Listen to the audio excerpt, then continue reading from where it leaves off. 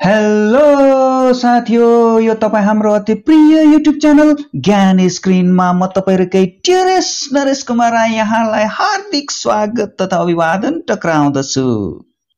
राजमा श्री महानन्द पौडेल ज्यूद्वारा रचित एक कथा हवलदारलाई वाचन गर्नेछु र यस कथालाई वाचन गर्न अघि यस कथा और लेखकको परिचय यहाँ समक्ष राख्न चाहन्छु। हवलदार कथा लेखक श्री महानन्द पौडेल ज्यूका थुप्रै कथाहरू मध्ये एक उत्कृष्ट कथा हो र यसमा एउटा लाहुरेको करुणात्मक जीवन कहानी बनाइएको छ जुन त्यसकालीन समयमा यथार्थवादमा अडिसिएको पाउँदछौं। र लेखक श्री महानन्द पौडेल ज्यूको जन्म सन् 19 फरवरी 1931 मा कालिम्पोङको बम बस्तीमा भएको थियो र उहाँले काठमाडौँको त्रिभुवन विश्वविद्यालयबाट नेपालीमा एमए गरेका हुन्। उनको प्रथम कथा अतिथि संस्कार सन् 1952 मा गोर्खा साप्ताहिक पत्रिकामा प्रकाशित भएपछि गोर्खा, शारदा, जागृति गोर्खा, पारिजात, अर्चना, निर्माण, जनपक्ष, सुनचरी जस्ता महत्वपूर्ण पत्रिकाहरूमा सयौं लेख, कथा, संस्मरण आदि प्रकाशित भएका छन्। उनका सम्पादनमा धेरै पत्र पत्रिका र कृतिहरू प्रकाशित भएका छन् भने धेरै मौलिक र अनुदित कृतिहरू पनि प्रकाशित भएका छन्। पौडेलका कथाहरूमा गाउँ घर तथा आफ्नै माटोको सुगन्ध पाइन्छ अनि समाजमा उच्च वर्गको पोल खोल्न पनि उनका कथा चुकेका छैनन्। पौडेलका कथामा करुणा छ, हास्यव्यङ्ग्य, त्याग र तपस्या तत्त्वहरूको अभाव छैन। भाषा सरल, सरस, मिठो छ, शैली सुन्दर छ, शुद्ध छ। यो त थियो श्री महानन्द पौडेलज्यूको छोटो परिचय। आउनुहोस् आजको कथा वाचन गरौं। हवलदार। चैतको कडा गर्मी तथा डढेलोको उपद्रवको ख्याल गरेर हामीलाई सन्चो थिएन। जसरी भए तापनि हामीलाई नाम्ची पुग्नै परेको थियो। त्यही दिन शहरमा जन्मिएर त्यहाँकै वातावरणमा बढेका मेरा साथीलाई मलाई पहिल्यैदेखि भय थियो पैदल यात्रा गर्न कठिन पर्नेछ। तर मनमिल्दो साथी बिनाको यात्रा जुठो बारेका समयको भोजन तुल्य हुने हुनाले साथीलाई साथ लिनुमा नै श्रेय थियो। अन्ततः सँगै यात्रा आरम्भ गरियो। चराहरूले प्रभात गान आरम्भ गर्न थाल्दा हामी कालिम्पोङ र मल्लीको बीचको अत्यन्त विकटिलो मार्गमा ओर्लिराखेका थियौँ। सूर्यको प्रथम करले टिस्टाको निर्मल गाथालाई चुम्बन गर्दा साँच्चै भन्नु हो भने पुलमा बसेर हामीले पसिना उभाइसकेका थियौँ। टिस्टा आफ्नो दुवै किनाराको सौन्दर्यपान गर्दै सागरतर्फ बढिराखेका थिइन्। हामी उनैको पवित्र किनारको बाटो भएर अघि बढिराखेका थियौँ। नदीको शीतल सुमधुर समीर मन्द गतिमा बगिराखेको थियो। तापनि गर्मीको पावर थिएन। वरिपरिको वनको शोभा, पहरामा फुलेका जङ्गली फूल, द्रुत गतिमा बहने खरे खोल्सा, पहाडका टाकुराबाट हतारिँदै उच्च छहरा आदिको अनिवार्य सौन्दर्यपान गर्दै अघि बढ्दा बाटो केही सुगमतापूर्वक काटिए झैँ लाग्थ्यो। हामी टिस्टा रङ्गीतको सङ्गममा पुग्यौं र टिस्टालाई आफ्नो अनन्त यात्रा कायम राख्ने शुभकामना प्रकट गरी उनीसित बिदा दिएर हामीले रङ्गीतको गढतिर पैलायौं। उही स्वर्णिम दृश्य रजत छटा। माझीटार पुग्दा भगवान भास्कर पश्चिम माद्रीमा पिलपिलाइरहेका थिए। हामी पूर्वत्या कालन्त भइसकेका थियौं। तापनि पुग्नुपर्ने बिन्दुलाई सम्झेर त्यहाँ एकछिन पनि विलम्ब नगरी अघि बढ्यौं। किताबमा चिया खाजा खाइसकेर उठ्दा 6 बजिसकेको थियो। शशीको मधुर आलोकको सहाराले हामी सनसनै अघि सरिसकेका थियौं। 8:30 भयो तर हाम्रो निष्कर्ष अझ पनि आइपुगेको थिएन। हामी थला पर्यौं। गोडाले अझ अघि सर्नमा विद्रोह मचाए। विवश भएर हामीले त्यहाँ गाउँमा कतै बास खोजेर बिहानै नाम्ची पुग्ने विचारलाई करैले अँगाल्यौं। सडकका किनारको एउटा तितनीको झुपडीमा टुकीको क्षीण दीप्त देखियो। बाँसको चिम्को अर्धखुल्ला द्वारबाट मैले घोप्टेर चियाएँ। एउटा डोरीमा 2-3 काइँया केरा झुन्ड्याइएका थिए। कोठामा एउटा भद्दा टेबल तथा 2टा लामा लामा बेन्ची सजाइएका हेर्दा ग्रामीण पसल जस्तो लाग्यो। साथीले मेरो कुममा शरीरको सम्पूर्ण बोझ लादेर भित्र हेर्दै पुकारे, के यो पसल हो? भित्र को होला? हो, पापा छैन, तास खेल्न गाउँ पसेको छ। भित्रबाट कुनै बालिकाको तीखो उत्तर आयो। घोप्टिएर हामी भित्र पस्यौं।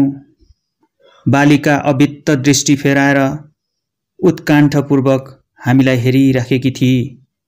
त्यस अदानको बोलाइ हेराई तथा पहिराईको प्रथम दर्शनले नै स्वत त्यसमाथि मेरो हृदयमा करुणा सञ्चय भयो। घरको बनावट, रखान धरान, लुगा फाटा, भाँडा कुडा घरको नगन चित्र चित्रित गरिएको थियो। कोठाको देब्रेतिर चिमको एउटा फराकिलो ओछ्यानमा 2-4वटा बोराहरू लपिटिएका थिए। दाहिनेतिर कुनामा एउटा चुलोमा कितली बाफिराखेको थियो। टेबलमा 5वटा पित्तले प्याला, भुइँमा काँच सिल्भरका केही थाल बटुका छरपष्ट भएर बसेका थिए। भित्तामा 2टा छत्रे टोपी, केही उनी तथा खाकीका मोहता फाटिसकेका पतलुन, कुर्कुचा फाटिसकेको मोजा अनि प्वाल भएको एउटा पल्टने स्वेटर झुन्डिएका थिए। एक ठाउँमा खप्टाइएका 2टा ध्वाँसे ट्रङ्क र तीमाथि 1 जोडा पुराना कानपुरे बुट राखिएका थिए। त्यो सामान्य कोठा बाहेक बोराको पर्दा स्वरूप ढाकिएका अर्को कोठा थियो जसमा तिनीहरू बस्ने खाने गर्दा हुन्। त्यो पर्दाको सिधा मास्तिर ऐना फुटिसकेको फ्रेममा कुनै पल्टनीय दाम्पत्यको संयुक्त फोटो थियो जसलाई हेर्दा चिने जस्तो लाग्यो। यो केरा आनाको कतिवटा? सोध्दै हामीले बेन्ची कब्जा गर्यौं।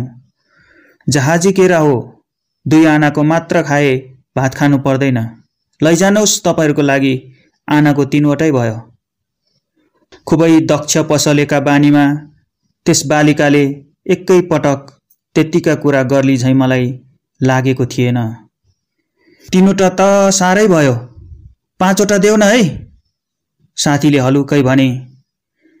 भित्र सुताएको नानी कहलिएर दिदी दिदी भन्दै उठ्यो। हल्लाउँदा भने आफूलाई आधा घण्टा लाग्यो, ऊ तर उठ्यो 2 मिनेटमा। त्यो झर्कन्दै भित्र पसी। थाकेर हल्लन भइसक्नु भयो होला, तपाईहरूलाई आनाको 4वटा भयो, पापा नआउन्जेल ढल्कन्दै गर्नु होला। त्यो भित्रैबाट बात मार्न थाली। बालिका 7 वर्षकी हुँदो, पुष्ट राता राता गाला, पुड्की, बाहिर गोरी, त्यो निकै बाठी जस्तो देखिन्थ्यो। थोतो मान्छेको थोतोपना र गृहिणी बिनाको गृह एक झलकमै अन्दाजको परिधिभित्र सफलतापूर्वक हात लाग्छ। मित्रले यही बुझेर होला बालिकालाई उत्कण्ठापूर्वक प्रश्न गरे, नानी, तिम्री आमालाई हामीले देखेनौ नि त? आमा? हाम्रो आमा? बालिकाले खिन्न हुँदै भनी, हाम्रो आमा त भाइलाई जन्माउनु बित्तिकै अर्को आमा खोजेर गयो। जन्माउनु बित्तिकै? केही महिनापछि होला। हाय नारीको आमाको हृदय, साथीले दीर्घ निश्वास लिएर भने। त्यहाँ भएका जम्मै केरा खाइसक्दा पसलेको मालिकले रहेछ गीत गाएको सुनियो। मिलाउला जीवन जमुना पारी, पापाले जाँड धोकेर आएछ, आज हामीलाई मार्छ। बालिका सानो मुख लिएर बाहिर निस्की। त्यो भित्र पस्यो औ सरासर बालिका भएतिर बढ्यो। त्यसले एकाएक त्यस बालिकाका दुवै कानलाई हत्केलाले निकै बेर मल्यो अनि त्यसलाई हावामा माथि उचालेर भन्यो, हेर हेर, तेरो बाबु जन्मेको नेपाल हेर, बराजु जन्मेको नेपाल हेर, ओखोल ढुङ्गाका तेरा मावली हेर, अनि हेर, अनि हेर नर्कमा तेरी पापी आमालाई। त्यति भनेर त्यसले घोडेपिङले घुमाए झैँ त्यस बालिकालाई जोडसँग 8-10 फन्का घुमायो र अन्तमा 4 फुट जति माथिबाट भुइँमा छडिदियो। बालिकाका दुवै घुँडा भुइँमा जोतिए। त्यो हरियो निलो भई त्यति गर्दा नगर्दा उसका आँखा हामी माथि परे। हामीतिर फर्केर ऊ मुसुक्क हाँस्यो अनि पल्टने रिवाजमा एडी ठोकेर सलाम गर्यो। मैले पनि एक परिचितकै लयमा सोधे, कता जानु भएको थियो? उसको बोली तथा उबाई हिँडाइमा अस्वाभाविकताको मात्रा धेरै बढिसकेको थियो। नसाले आँखामा लाली बसिसकेको थियो।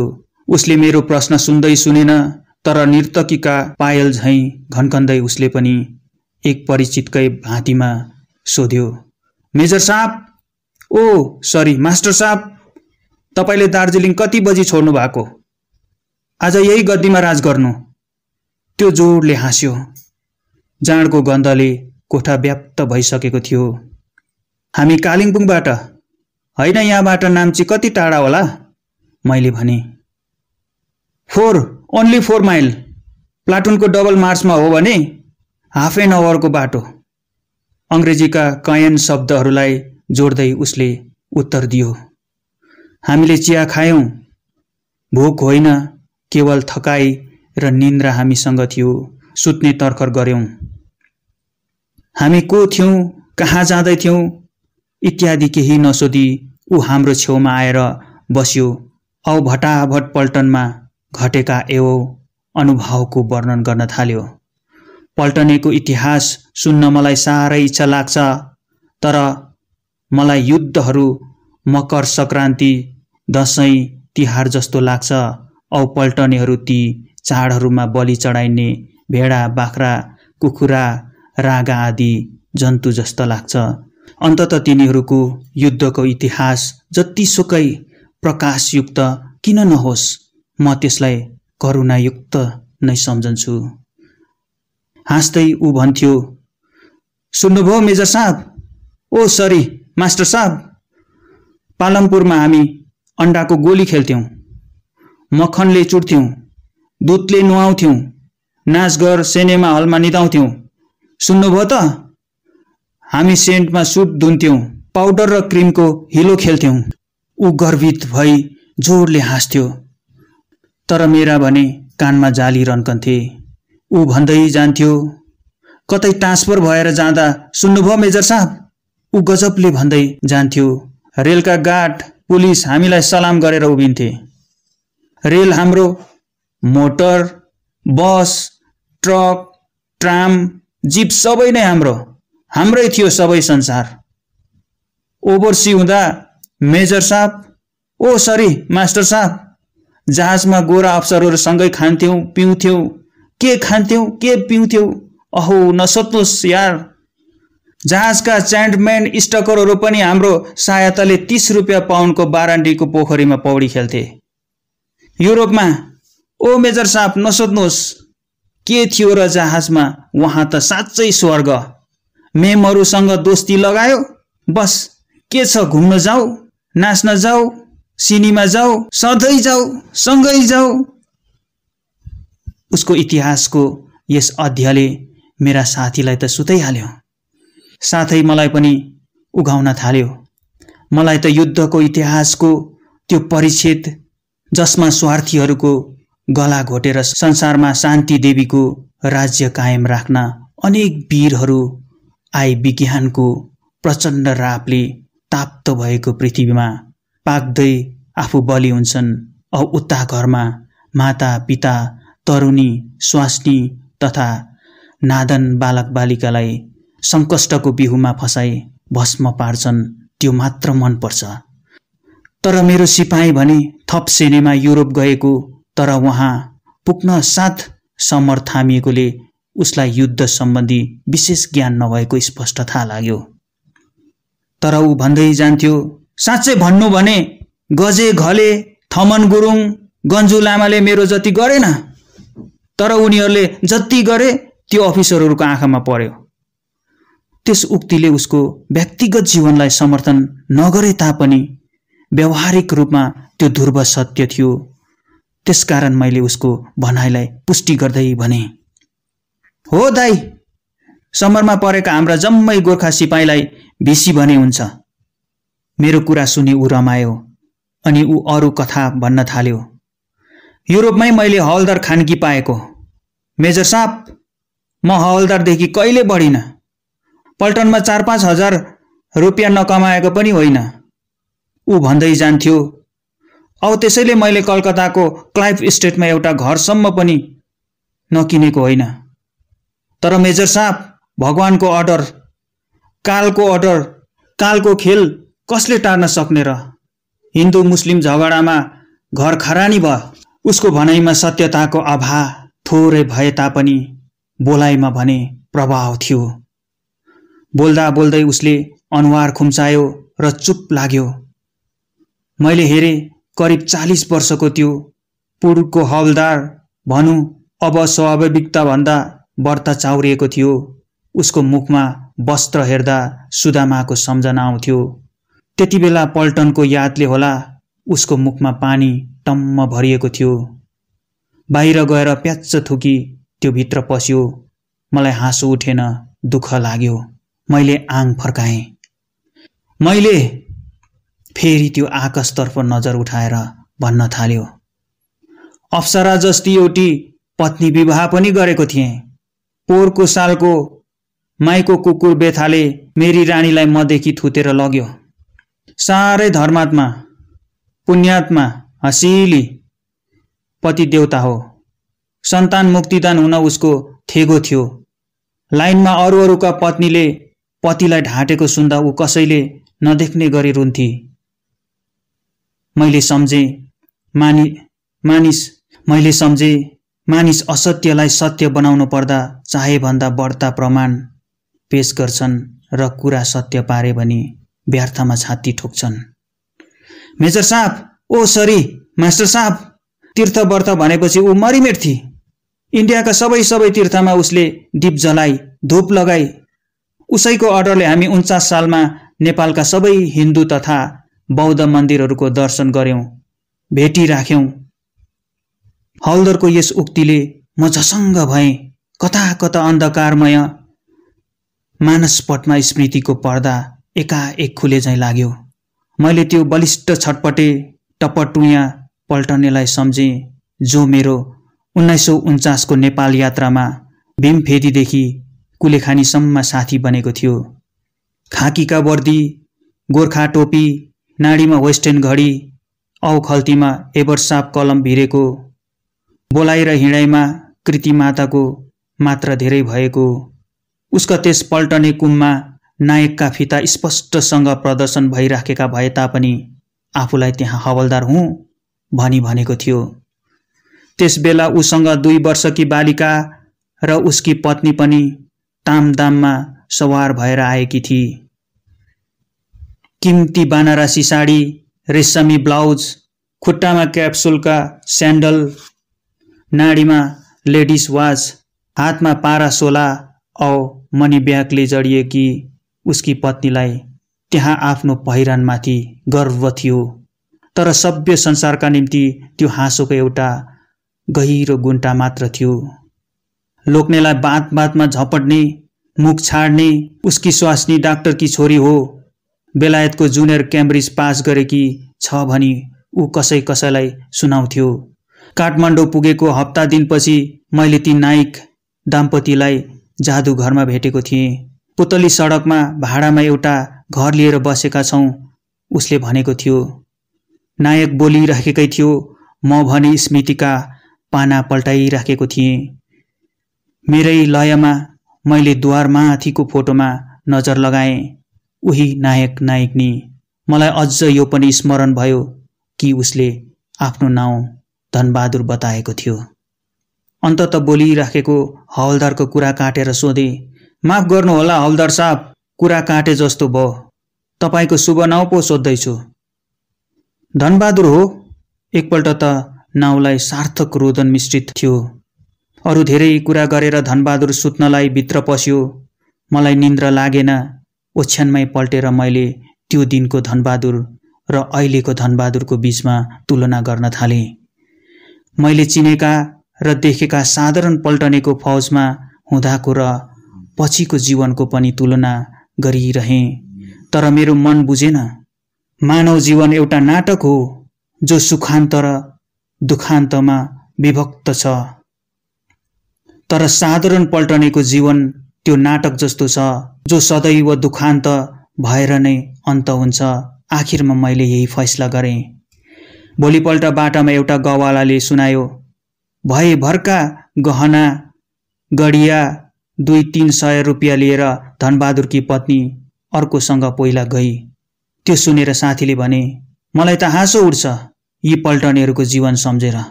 मैले झट्ट उत्तर दिएँ, त्यो तपाईको भूल हो। कथा सकिएको छ। हवस् त साथीहरू, आजलाई भने यति नै। फेरि पनि अर्को श्रृङ्खलामा हामी पुनः भेट हुने नै छौँ भन्ने आशाको साथमा बिदा लिँदैछु। नमस्ते। Subscribe to this channel and press the bell icon.